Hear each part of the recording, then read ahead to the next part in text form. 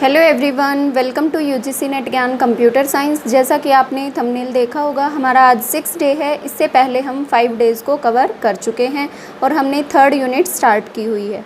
तो कल हमने कंप्यूटर ग्राफिक्स का ट्रांसफॉर्मेशन टॉपिक किया था और उसमें जो रोटेशन से क्वेश्चन पूछा जाता है वो किया था। अगर आपने वो वीडियोज़ नहीं देखी हैं तो आप उन्हें भी देख सकते हैं। और अगर आप इस चैनल पे नए हैं तो इस चैनल को सब्सक्राइब कर लीजिए और साथ में बेल आइकन को प्रेस कर लीजिए ताकि आपको इस चैनल की सारी लेटेस्ट नोटिफिकेशंस मिलती रहें। तो चलिए स्टार्ट करते हैं। यहाँ पे आज वाली वीडियो में मैंने कुछ क्वेश्चंस लिए हैं, कुछ पॉइंट्स लिए हैं। तो जहाँ कहीं से भी क्वेश्चन बार बार पूछे जाने के चांसेस हैं, ऑलमोस्ट वो क्वेश्चंस कवर करा रही हूँ। फर्स्ट क्वेश्चन क्या है, which of the following is a part of CRT। CRT का कौन सा पार्ट है? Cathode ray tube, CRT means cathode ray tube. Control grid, हाँ ये पार्ट होता है CRT का। फोकसिंग एनोड, ये भी होता है। अनफोकसिंग एनोड, ये नहीं होता। एक्सेलरेटिंग एनोड, ये भी होता है। तो क्वेश्चन में नोट पूछा है, which of the following is not a part of CRT। तो यहाँ पे हमारा आंसर हो जाएगा option C will be the correct answer. हमें CRT के सारे पार्ट्स पता होना चाहिए। अगर आपको नहीं पता है तो उसकी इमेज डाउनलोड करके वहाँ से देख लीजिए कि कौन कौन से CRT के पार्ट्स हैं, क्योंकि यहाँ से क्वेश्चन हमारा पूछा जाता है। नेक्स्ट पॉइंट पे चलते हैं, रैंडम स्कैन डिस्प्ले सिस्टम। तो जो रैंडम स्कैन डिस्प्ले सिस्टम है उसके और क्या क्या नाम हैं? कई बार इसके डिफरेंट नेम दिए जाते हैं और पूछा जाता है ये कौन सा डिस्प्ले सिस्टम है। तो जो रैंडम स्कैन डिस्प्ले सिस्टम है उसको हम कैलीग्राफिक डिस्प्ले सिस्टम भी बोल सकते हैं, वेक्टर्ड या फिर लाइन या फिर स्ट्रोक ड्राइंग सिस्टम। तो इसके ये 3 से 4 नाम हैं, आप इन नाम्स को याद कर लीजिए। उसके बाद जो रैंडम स्कैन से क्वेश्चन पूछा जाता है, फंडामेंटल आउटपुट प्रिमिटिव, कि इसकी जो फंडामेंटल आउटपुट प्रिमिटिव है वो क्या है? वो हमारी होती है लाइन। रैंडम स्कैन की आउटपुट क्या होती है? Line. Refresh raster display system, एक होता है रैंडम स्कैन, दूसरा होता है रिफ्रेश रास्टर। तो रिफ्रेश रास्टर की जो फंडामेंटल आउटपुट प्रिमिटिव होती है वो होती है पॉइंट, या फिर पॉइंट को हम पिक्सल भी बोलते हैं। ये यहाँ से भी पॉइंट पूछा जाता है। नेक्स्ट हम बात करते हैं क्लिपिंग। तो क्लिपिंग क्या होती है? Clipping is remove objects line that are outside from viewing pane. जो हमें हमारी विंडो के अंदर व्यूइंग पेन है उसमें अगर हमें किसी ऑब्जेक्ट को या लाइन को रिमूव करना है जो हमारे व्यूइंग पेन से आउटसाइड में है, उसको हम क्या बोलते हैं? क्लिपिंग। यानी कि जो पोर्शन हमारे इंटरेस्ट का नहीं है अगर हमें उसको रिमूव करना है तो हम उसको क्या बोलेंगे? क्लिपिंग। क्लिपिंग हमारी कई टाइप की है, line clipping, point clipping, text clipping. तो जो लाइन क्लिपिंग है वो क्या है? फॉर एग्ज़ाम्पल ये हमारी एक विंडो है, इसमें ये लाइन है, तो इस लाइन के अंदर जो पोर्शन हमारा विंडो से बाहर का है, यानी कि जो पोर्शन हमारा इनविजिबल है, विंडो में विजिबल नहीं है, उस पोर्शन को हम डिलीट कर देते हैं। तो उसको हम क्लिप बोलते हैं। उस पोर्शन को हम क्या करते हैं? क्लिपिंग। तो वो कौन सी क्लिपिंग होगी? Line clipping. Same as point clipping, हमें चेक करना होता है कि हमारा पॉइंट जो है वो आउटसाइड द विंडो है या फिर इनसाइड द विंडो है, तो उसको हम बोलते हैं पॉइंट। नेक्स्ट है हमारी टेक्स्ट क्लिपिंग। तो टेक्स्ट क्लिपिंग में हम क्या करते हैं? ये हमारी 3 तरीके से होती है। या तो हमें अपने जो हमारा पोर्शन टेक्स्ट का, कुछ पोर्शन हमारा विंडो से बाहर है, कुछ पोर्शन हमारा विंडो के अंदर है, तो या तो हम उस पूरे टेक्स्ट को क्लिप कर दें, या फिर हम सिर्फ उस टेक्स्ट को क्लिप करें जो हमारा बाहर है, और या फिर उस पर्टिकुलर कैरेक्टर को, फॉर एग्ज़ाम्पल यहाँ पे C लिखा हुआ है तो या तो पूरे C को क्लिप करें और या फिर C का जो बाहर का पोर्शन है उसको क्लिप करें। तो ये भी 2 to 3 टाइप्स की होती है टेक्स्ट क्लिपिंग। इनका ओवरव्यू अगर आप लोगों को पता है तो जो क्वेश्चन आएगा वो आप इजीली सॉल्व कर सकते हैं। नेक्स्ट पॉइंट पे मूव करते हैं, लाइन क्लिपिंग। लाइन क्लिपिंग हमारी कई टाइप की होती है। जैसा कि हमने अभी डिस्कस किया कि अगर कोई लाइन हमारी विंडोइंग पेन से बाहर होती है, आउटसाइड में होती है, तो उसको हम क्लिप कर देते हैं। तो इसके जो पॉइंट्स हैं, पार्ट्स हैं कि किस किस टाइप से हम लाइन क्लिपिंग को सॉल्व कर सकते हैं, हम किसी लाइन को क्लिप कर सकते हैं, वो हमें पता होने चाहिए। तो Cohen Sutherland line clipping algorithm, midpoint subdivision, Liang Barsky, Cyrus Beck, Nicholl Lee Nicholl. तो ये 5 एल्गोरिदम्स हैं जिनको यूज़ करके हम लाइन क्लिपिंग को, किसी भी लाइन को क्लिप कर सकते हैं। Next one is polygon filling.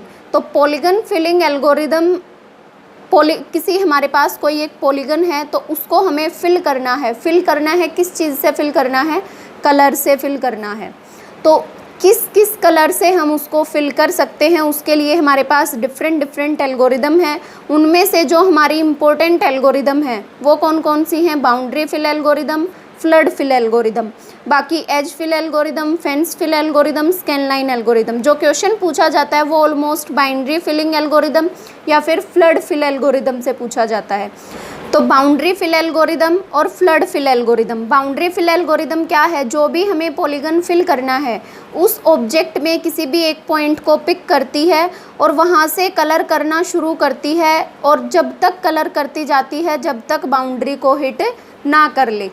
तो इसमें ऐसे ही करके हमारे पूरे पॉलीगन को फिल कर दिया जाता है। नेक्स्ट है flood fill algorithm. Flood fill algorithm भी सेम प्रोसेस अप्लाई करती है, लेकिन इसमें हमारा बाउंड्री का कलर और जो हम अंदर कलर कर रहे हैं वो हमारे डिफरेंट होने चाहिए।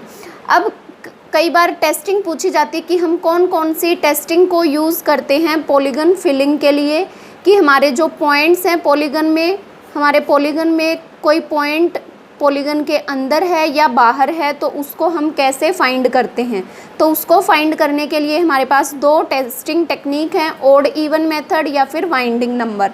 तो ओड इवन मेथड क्या बोलता है?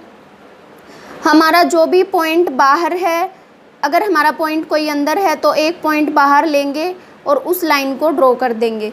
तो वहाँ पे हमें इंटरसेक्शन पॉइंट्स चेक करने होते हैं। उस इंटरसेक्शन पॉइंट्स को चेक करने के बाद अगर हमारा number of intersection points even आते हैं तो उसका मतलब है कि हमारा पॉइंट जो है वो बाहर लाई करता है, आउटसाइड द पॉलीगन। और अगर हमारे intersection points odd number intersection points आते हैं, दैट मीन्स हमारा जो पॉइंट है वो इनसाइड द विंडो है।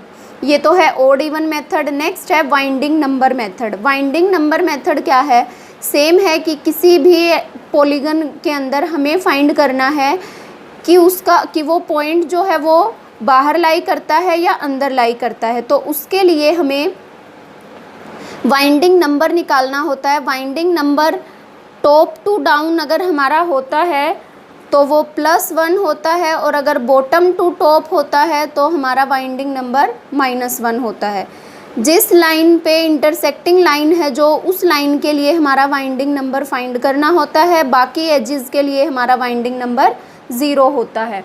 और अगर हमारा नॉन ज़ीरो आएगा, जो वाइंडिंग नंबर है अगर हमारा नॉन ज़ीरो आया, दैट मीन्स हमारा पॉइंट जो है इनसाइड लाई करता है पॉलीगन के, और अगर हमारा वाइंडिंग नंबर = 0 आया, that means outside the polygon lie करता है वो पर्टिकुलर पॉइंट। नेक्स्ट हम बात करते हैं बीजर कर्व। अब बीजर कर्व को यहाँ पे हम एक्सप्लेन नहीं कर रहे हैं, सिर्फ मैंने ये फॉर्मूला लिखा है, ये आप लोग अपनी नोटबुक में नोट कर लीजिए। डायरेक्ट फॉर्मूले से क्वेश्चन आता है। फॉर्मूले में पूछा क्या जाता है, यहाँ पे कोई भी एक वैल्यू हटा देगा और पूछेगा कि इस फिल इन द ब्लैंक में बीजर कर्व के फॉर्मूले में क्या आएगा। ठीक है, तो फॉर्मूला क्या है? Summation k = 0 to n PIBINT। ये हमारा कंट्रोल करता है पॉइंट्स को, बीजर कर्व कंट्रोल करता है पॉइंट्स को। ये हमारा बीजर कर्व के लिए फॉर्मूला। इसमें जो BIN है ये हमारा बर्नस्टीन पॉलिनोमियल है। इसका अलग से फॉर्मूला है, वो क्या है? NCI 1 - T n - I T⁻⁴ यहाँ पे जो n है वो हमारा पॉलिनोमियल डिग्री है, जो i है वो इंडेक्स है, और जो t है हमारा वो वेरिएबल्स हैं जोन से हमने यूज़ किए हैं। और बीजर कर्व अगर हम किसी सिंगल पॉइंट के लिए फाइंड करते हैं तो वहाँ पे हमें 2 कंट्रोल पॉइंट्स की नीड होती है। अगर हम 2 पॉइंट्स पे करते हैं तो हमें, यानी कि क्वाड्रेटिक, अगर हमारी क्वाड्रेटिक फॉर्म के लिए अगर हम फाइंड करते हैं तो वहाँ पे हमें 3 कंट्रोल पॉइंट्स चाहिए, और अगर हम क्यूबिक के लिए निकालते हैं तो वहाँ पे हमें 4 कंट्रोल पॉइंट्स चाहिए। यानी कि अगर हमारे पास n पॉइंट्स हैं तो उसके लिए n+1, अगर हमारे पास n पॉइंट्स हैं तो n+1 कंट्रोल पॉइंट्स चाहिए बीजर कर्व के अंदर। ठीक है, तो ये बात ये सारे पॉइंट्स आप अपनी नोटबुक में नोट कर लीजिए, यहाँ से क्वेश्चंस पूछे जाते हैं। नेक्स्ट बात करते हैं हम प्रोजेक्शन पे। तो प्रोजेक्शन क्या होता है? Projection is a process of mapping a 3D object into 2D device. 3D objects की मैपिंग करना 2D डिवाइसेस में, उस प्रोसेस को हम क्या बोलते हैं? प्रोजेक्शन बोलते हैं। तो यहाँ पे मैंने प्रोजेक्शन के सारे टाइप्स लिखे हैं। प्रोजेक्शन 2 टाइप्स का होता है, पैरेलल प्रोजेक्शन, पर्सपेक्टिव प्रोजेक्शन। फिर जो पैरेलल प्रोजेक्शन है वो फर्दर 2 टाइप्स का है, ऑर्थोग्राफिक, ऑब्लिक। ऑर्थोग्राफिक में हमारा 90 डिग्री के एंगल होते हैं, यहाँ पे हमारे not equal to 90 degree angle, 90 से अलग होते हैं जो ऑर्थोग्राफिक है। फिर इसके 2 पार्ट्स हैं, मल्टी व्यू, एक्जिनोमेट्रिक। जो मल्टी व्यू है इसमें हम व्यूज़ देखते हैं कि कौन कौन सा व्यू होगा, top view, bottom view, left view, right view, front view, back view. और जो एक्जिनोमेट्रिक है उसके अंदर हमारे पास 3 मीट्रिक होते हैं, आइसोमेट्रिक, डाईमेट्रिक, ट्राईमेट्रिक। इसके अंदर हमारे सारे के सारे एंगल्स इक्वल होते हैं, तीनों पॉइंट्स के एंगल इक्वल होंगे। यहाँ पे हमारे पास कोई भी 2 एंगल इक्वल होंगे, यहाँ पे हमारे पास कोई भी एंगल इक्वल नहीं होगा। नेक्स्ट अगर हम बात करें ऑब्लिक, तो ऑब्लिक हमारा 2 टाइप से होता है, कैबिनेट, कैवेलियर। कैबिनेट में हम 30 डिग्री का एंगल यूज़ करते हैं, कैवेलियर में हम 45 डिग्री का एंगल यूज़ करते हैं। यहाँ से जस्ट ओवरव्यू से ही आपका क्वेश्चन हिट हो जाएगा, क्योंकि अंदर तक नहीं पूछता यूजीसी नेट में। बाहर से अगर हमें कंसेप्ट क्लियर है कि क्या क्या पॉइंट्स हैं, वहाँ से भी हमारा क्वेश्चन ईजीली अटैम्प्ट हो जाता है। नेक्स्ट अगर हम बात करें पर्सपेक्टिव प्रोजेक्शन, तो ये 3 टाइप से है, 1 point perspective, 2 point perspective, 3 point perspective. 1 point में हमें 1 सरफेस दिखाई देगा सिर्फ, 2 पॉइंट में हमें 2 सरफेस दिखाई देंगे अपने प्रोजेक्शन के, 3 पॉइंट में हमें उस मैपिंग के तीनों पॉइंट्स दिखाई देंगे। तो ये तो था प्रोजेक्शन से रिगार्डिंग। आज की क्लास में हम इतना ही करते हैं। Thank you so much guys for watching this video. अगर आपको ये वीडियो पसंद आई है तो इस वीडियो को लाइक एंड शेयर करना ना भूलें। All the best for your future.